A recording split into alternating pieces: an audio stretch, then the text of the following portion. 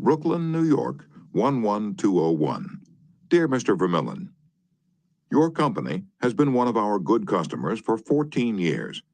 Naturally, we're very grateful for your patronage and are eager to give you the speedy, efficient service you deserve.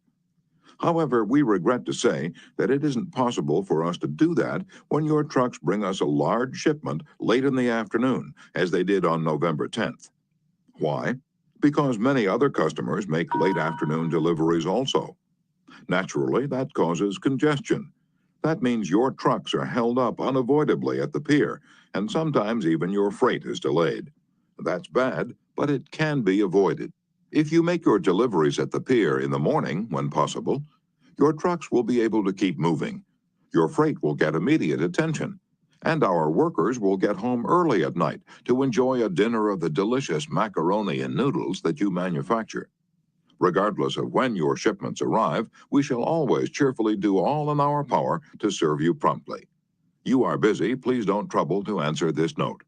Yours truly, John Brown, Superintendent. Barbara Anderson, who worked in a bank in New York, desired to move to Phoenix, Arizona because of the health of her son. Using the principles she had learned in our course, she wrote the following letter to 12 banks in Phoenix. Dear Sir, my 10 years of bank experience should be of interest to a rapidly growing bank like yours. In various capacities in bank operations with the Bankers Trust Company in New York, leading to my present assignment as branch manager, I have acquired skills in all phases of banking, including depositor relations, credits, loans, and administration. I will be relocating to Phoenix in May, and I am sure I can contribute to your growth and profit. I will be in Phoenix the week of April 3rd and would appreciate the opportunity to show you how I can help your bank meet its goals. Sincerely, Barbara A. Anderson. Do you think Mrs. Anderson received any response from that letter? 11 of the 12 banks invited her to be interviewed, and she had a choice of which bank's offer to accept. Why? Mrs. Anderson did not state what she wanted, but wrote in the letter how she could help them and focused on their wants, not on her own. Thousands of salespeople are pounding the pavements today, tired, discouraged, and underpaid. Why? Because they're always thinking only of what they want. They don't realize that neither you or I want to buy anything. If we did, we'd go out and buy it. But both of us are eternally interested in solving our problems. And if salespeople can show us how their services or merchandise will help us solve our problems, they won't need to sell us, we'll buy. And customers like to feel that they're buying, not being sold. Yet many salespeople spend a lifetime in selling without seeing things from the customer's angle. For example, for many years I lived in Forest Hills, a little community of private homes in the center of greater New York. One day, as I was rushing to the station, I chanced to meet a real estate operator who'd bought and sold property in that area for many years. He knew Forest Hills well, so I hurriedly asked him whether or not my stucco house was built with metal lath or hollow tile. He said he didn't know, told me what I already knew, that I could find out by calling the Forest Hills Garden Association. The following morning, I received a letter from him. Did he give me the information I wanted? He could have gotten it in 60 seconds by a telephone call, but he didn't.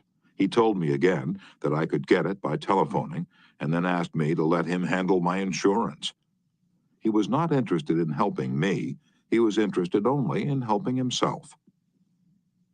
J. Howard Lucas of Birmingham, Alabama, tells how two salespeople from the same company handled the same type of situation. He reported, Several years ago, I was on the management team of a small company. Headquartered near us was the district office of a large insurance company. Their agents were assigned territories, and our company was assigned to two agents, whom I shall refer to as Carl and John. One morning, Carl dropped by our office and casually mentioned that his company had just introduced a new life insurance policy for executives and thought we might be interested later on, and he'd get back to us when he had more information on it.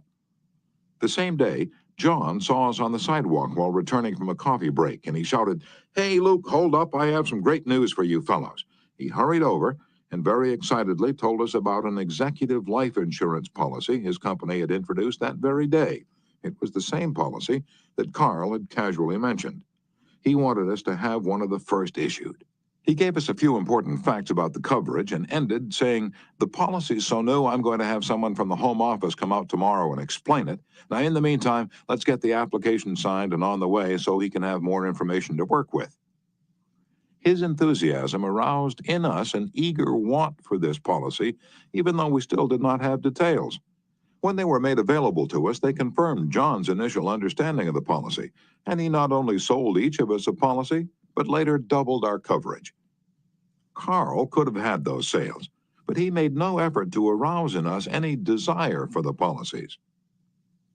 The world is full of people who are grabbing and self-seeking, so the rare individual who unselfishly tries to serve others has an enormous advantage. He has little competition. Owen D. Young, a noted lawyer and one of America's great business leaders, once said, "People who can put themselves in the place of other people, who can understand the workings of their minds, need never worry about what the future has in store for them." If you get just one thing out of this book, an increased tendency to think always in terms of other people's point of view and see things from their angle, if you get just that one thing, it may easily prove to be one of the building blocks of your career. Looking at the other person's point of view and arousing in him an eager want for something is not to be construed as manipulating that person so that he will do something that is only for your benefit and his detriment. Each party should gain from the negotiation. In the letters to Mr. Vermeulen, both the sender and the receiver of the correspondence gained by implementing what was suggested. Both the bank and Mrs. Anderson won by her letter in that the bank obtained a valuable employee and Mrs. Anderson a suitable job. And in the example of John's sale of insurance to Mr. Lucas, both gained through this transaction. Another example in which everybody gains through this principle of arousing an eager want comes from Michael E. Whidden of Warwick, Rhode Island, who's a territory salesman for the Shell Oil Company. Mike wanted to become the #1 salesperson in his district, but one service station was holding him back. It was run by an older man who could not be motivated to clean up his station. It was in such poor shape that sales were declining significantly. This manager would not listen to any of Mike's pleas to upgrade the station. After many exhortations and heart-to-heart talks, all of which had no impact, Mike decided to invite the manager to visit the newest Shell station in his territory. The manager was so impressed by the facilities at the new station that when Mike visited him the next time, his station was cleaned up and had recorded a sales increase. This enabled Mike to reach the #1 spot in his district. All his talking and discussion hadn't helped, but by arousing an eager want in the manager, by showing him the modern station, he had accomplished his goal, and both the manager and Mike benefited. Most people go through college and learn to read Virgil and master the mysteries of calculus without ever discovering how their own minds function. For instance, I once gave a course in effective speaking for the young college graduates who were entering the employ of the Carrier Corporation, the large air conditioner manufacturer.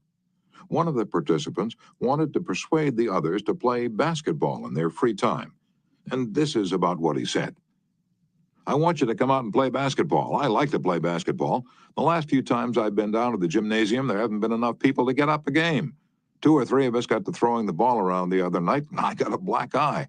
I wish all of you would come down tomorrow night. I want to play basketball." Did he talk about anything you want? You don't want to go to a gymnasium that no one else goes to, do you?